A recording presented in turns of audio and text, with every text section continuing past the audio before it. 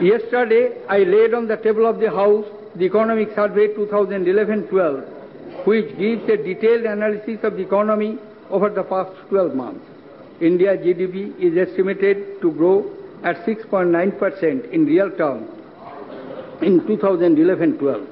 The growth is estimated to be 2.5% in agriculture, 3.9% in industry, 9.4% in services.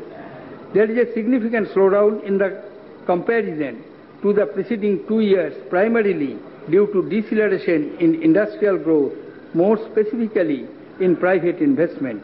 Rising cost of credit and weak domestic business sentiment added to this decline. The headline inflation remained high for most part of the year. It was only in December 2011 that it moderated to 8.3%, followed by 6.6% in January 2012. Monthly food inflation declined from 20.2% in February 2010 to 9.4% in March 2011 and turned negative in January 2012.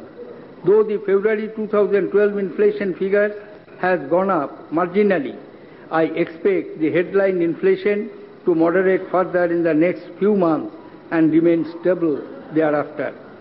India's inflation is largely structural, driven predominantly by agricultural supply constraints and global cost push. Evidence suggests that prolonged periods of high food inflation tend to get generalized. Fortunately, steps taken to bridge gaps in distribution, storage and marketing systems to strengthen food supply chains have helped us in a more effective management of inflation and led to a decline in food inflation. The development in India's external trade in the first half of the current year was encouraging. During April-January 2011-12, exports grew by 23% to reach $243 billion, while imports at $391 billion recorded a growth of over 29%. What is heartening is that India has successfully achieved diversification of export and import markets.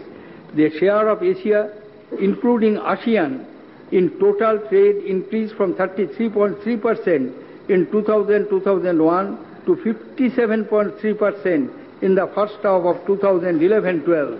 This has helped us weather the impact of global crises emanating from Europe and to a lesser extent from United States of America. The current account deficit as a proportion of GDP for 2011-12 is likely to be around 3.6%. This, along with the reduced net capital inflows in the second and third quarters, put pressure on the exchange rate. Taking a bird's-eye view of the entire economy and keeping in mind the difficult global environment, I expect India's GDP growth in 2012-13 to be 7.6%, plus minus 0.25%. I expect the average inflation to be lower next year. I also expect the current account deficit to be smaller, aided by improvement in domestic financial savings.